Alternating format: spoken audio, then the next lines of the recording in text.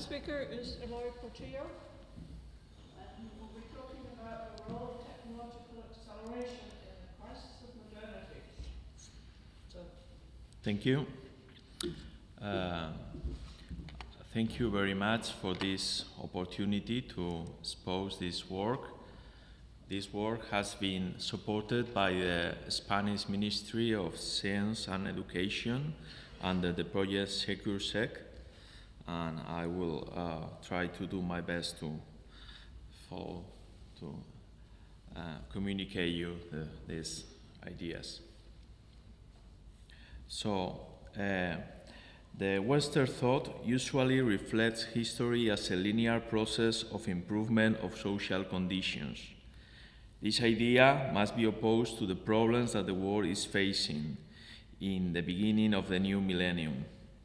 The Shakespearean phrase, "the time is out of joint," seems to be truer than ever. Billions of human beings are deprived of drinking water, food, proper lodging and education. Vast areas of Africa and Asia live without a viable public administration covered in what has been called failed states, struggling with fair traffic of human beings and every kind of misery. On the other hand, in the so-called First World, we have undeveloped areas in which civilization has not come up yet, violent slums where drugs are dealt and also excluded from the benefits of welfare state. The question could be, when did the Enlightenment project fail?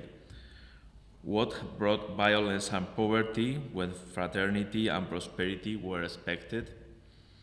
For Sigmund Freud, Nazism and Stalinism are not unexpected results of the process of enlightenment, but a consequence of modernity.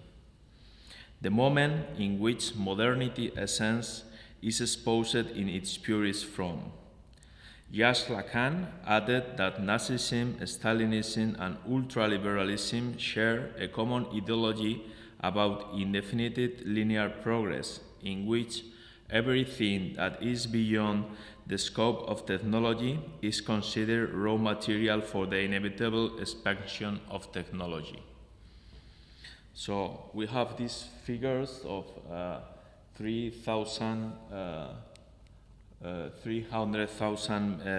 violent deaths a day. This is a figure for 2008 Human Rights Watch, and this is what we are trying to figure out. So in technocracy, technocrats forget about what modern science says. You know that every approach to reality is an approximation, and this is what the 20th century science tells us. On the other hand, technocrats hide accidents and negative effects of technology. If you go to a museum of science and technology, you will find everything working fine, all the achievements of technology, all the big achievements of science, but you will find no place for accidents, no place for contamination, no place for all the unexpected results of bad effects of technology. Heidegger explains how the objects of technology pass from an intense bright to the opacity of garbage without any question. And that is really the danger of technology in present days. All the gadgets that are appearing suddenly, all promise happiness, all benefits, and all this never-ending arising of gadgets blocks us from studying the real social and administrative problems that lacks the benefits reaching everybody. Lacan's advice about science being driven by technology instead of technology helping science. We now see that we are abusing the term technoscience. We see this is technoscientific, technoscience will do that, but we forget that technology and science as not the same. Science is looking for true, and technology is some work being done. And then we see that now the necessity to done things are on a top position, and looking for true is not so strong, it's always secondary. At the beginning of the modern times, the modern technology will bring the decline of wear sets, and mobility is the new paradigm. If we look at the Blitzkrieg, the assault war in the 1930s, we see that this is the lightning war, the use of speed to conquer. And this was one of the first issues to be studied by the French architect and thinker Paul Virilio. And now he explains how these assault techniques, in which you put a big force to break down any resistance, are now incorporated to different areas of human behavior. Today, no marketing, political, financial, journalistic issue is being launched without previously preparing a big campaign so that the impact is most. So we can see there is this essence of violence has moved from the war scene to the informational scene. In its limits, the modern war forgets its old goal of establishing territories. As we can say that at some point the final object of war is no longer to pacify a territory, but has become war itself. So today we can observe conflicts like Colombia or the Palestinian-Israeli conflict that have lasted over 4 decades, and areas of the world like Africa, Asia, or South America, where the states are weak and violence is all-pervading. This violence is not casual or produced only by the condition of the Third War, but it has systemic reasons with the origins in the relation between North and the South. This unending crisis of social institution is not a problem for capitalism. On the contrary, it is the manifestation that the never-ending pressure that the circulation, technology, and speed, the real essence of capitalism, inflict in people and societies. Finally, for Virilio, the violence of this age is not only present in wars, but in everyday life, and the boundaries between war and peace are becoming increasingly difficult to discern as the strategy of capitalism complies of, as Virilio says, applying intensively to population the age-old strategy which consists in showing divisions everywhere, between people, regions, towns, country, races, religions, sexes, generations, as even within families.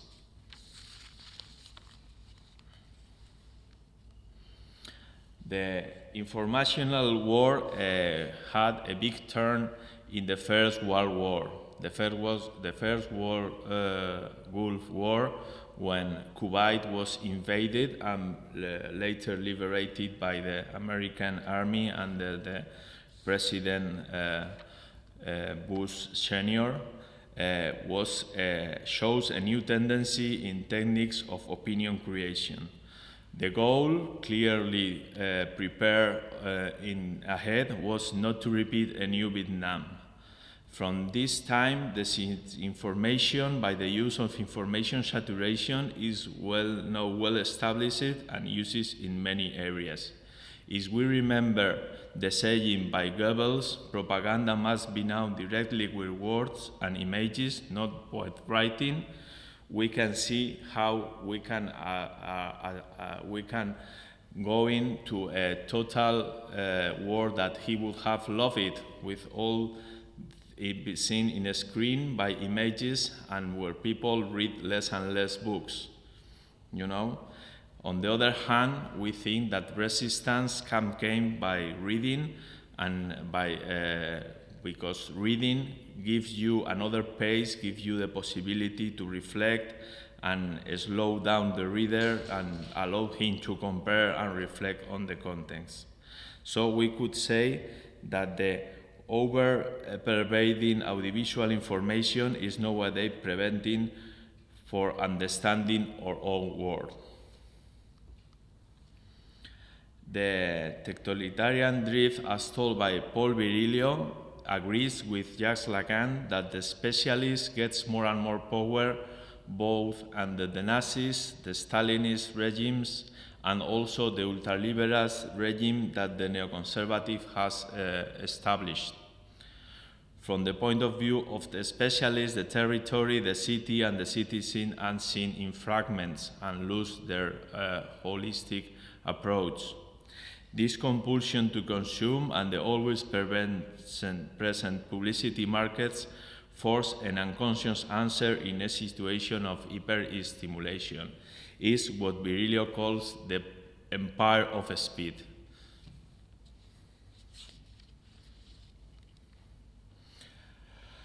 Virilio has been seen many times as a prophet of doom and a pessimist, as something that sees nothing, but I think that he is not such, because he proposed a long life project to recover the possibility of politics in this technological world, you know.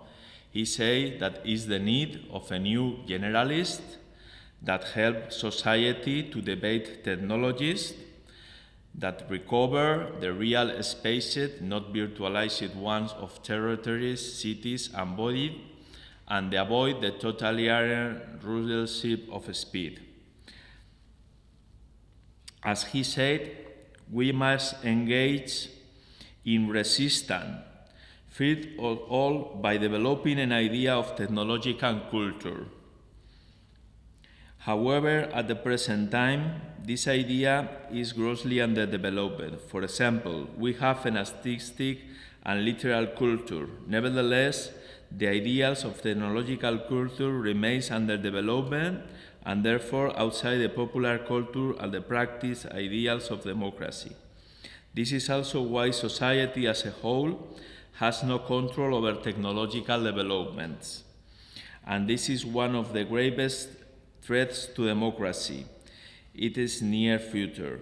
It is the imperative to develop a democratic technological culture.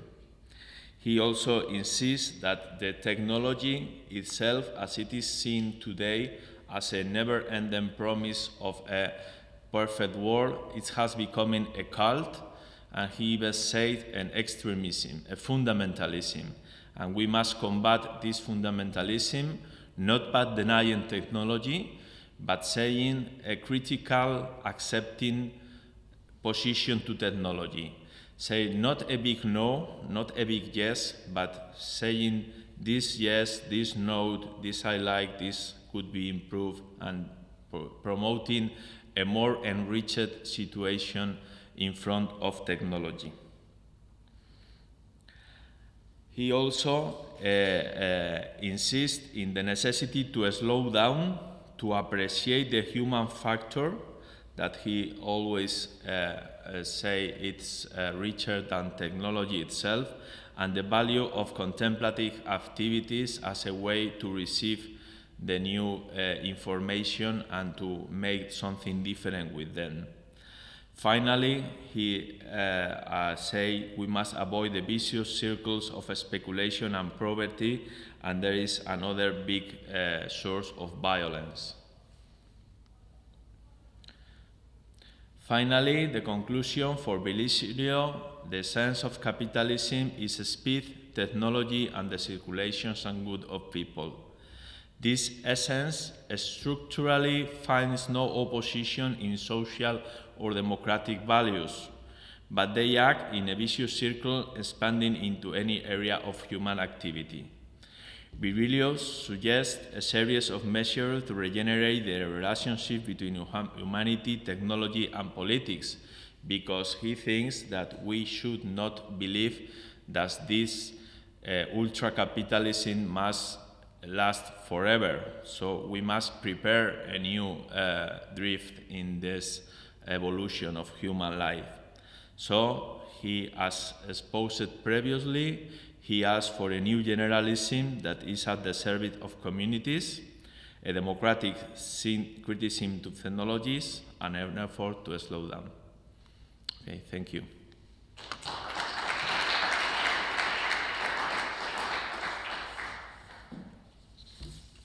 Any question? Thank you very much. Do we have questions? Good. I'm very interested in your comparison between the specialist and the generalist. The challenge I see that we have is that a specialist may today, for somebody to become a technical specialist, could easily take 20 years of schooling and then 10 years or 20 years of experience for them to become a leader in their field. And in that situation, for the wider community to be able to manage the work of those specialists I see a huge task. Yeah. So when you just talk about the advantage of having new generalists, how does that remove the power or equalise the power that those specialists are going to have? I know also in passing that Eisenhower in the 1950s made the same point, that technocrats were threatening the basis of democracy in the United States. So it's a widely appreciated.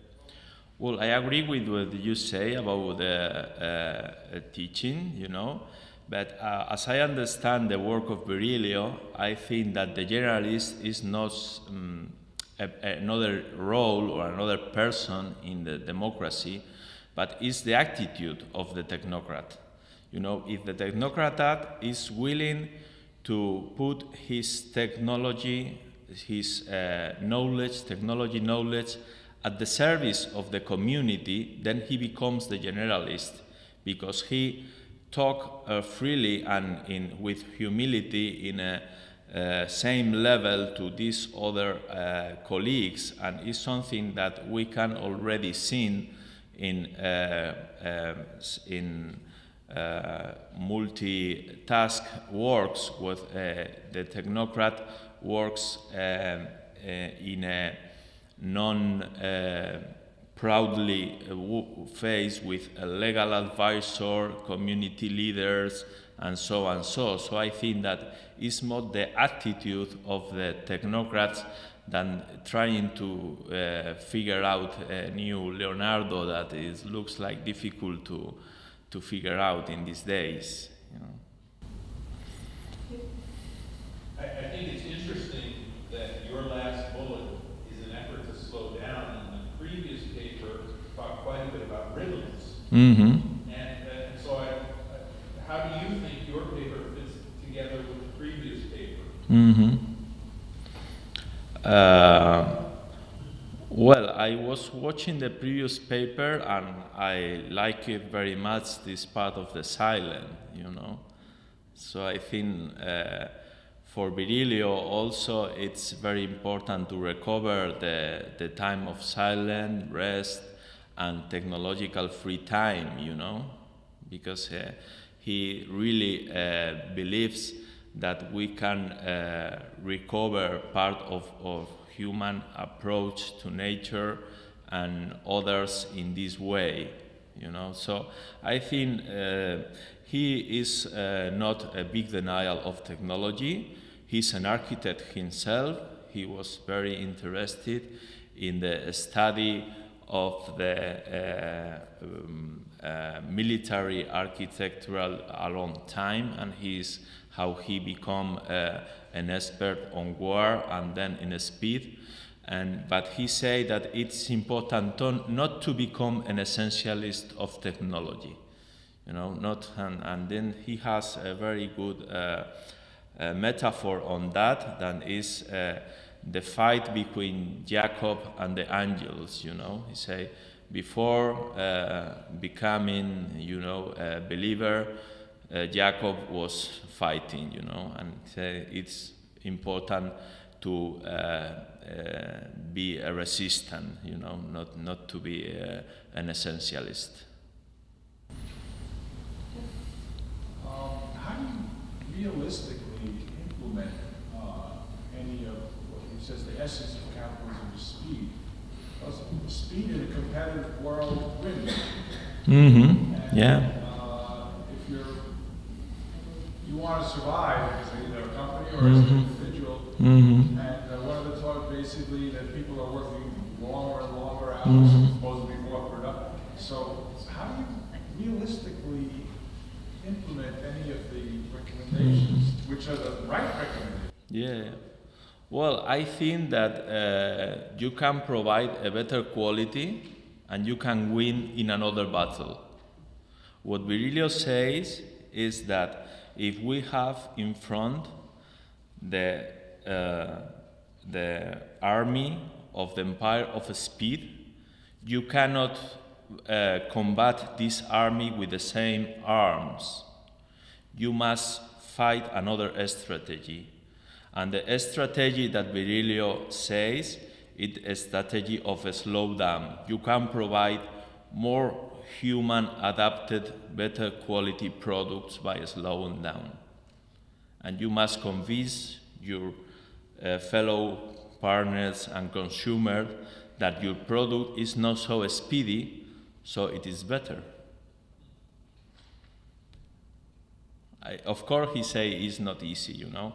Everything goes in the same direction, and being a resistant is not easy. But he says it is important we start to think in this and becoming resistant to the empire of speed. That's what. Mm-hmm. I don't think the method for slowdown is very realistic in your sense. I prefer the idea of time and places which are digital free, individually or socially. And we are creating these digital free time spaces already in our cities. There are events and places in which it is not allowed to use digital content. You go to a restaurant or whatever, and you get forbidden. And I think this is the point. Not just slowing down, just use the telephone a little bit slower, whatever. It is just a different parts of your life, and it's a kind of education. Say, stop and don't use now. The digital free time and places. And in Europe it's more and more the case now that particularly in private spaces and different times stop. Okay, then you can use it again, but not during this time. Also in our universities, it is forbidden for the students to use the phones when they are in lecture, and so on. And I think this kind of strategy is more pragmatic, and it can be part of education in schools and so on. So it's not forbidden, it's just making a stop.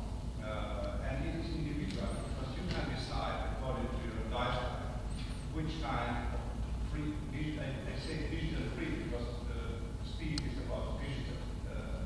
And so I think this is a kind of more realistic and adaptive to different kind of cultures and individuals. So I prefer this because slowing down in the metaphor is, I don't like it too much.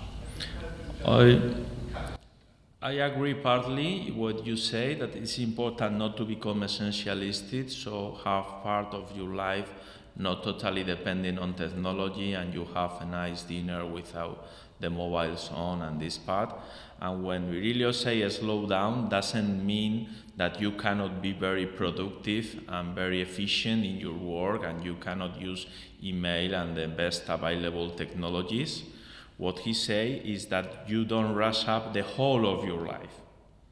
And then he insists on the useful to combat information overload, the benefits of yoga, tai chi, meditation, and contemplative arts to not become crazy out of information overload, you know. So probably is combining efficiency with proper resting, is what he said when slow down. Thank you very much. Thank you very much.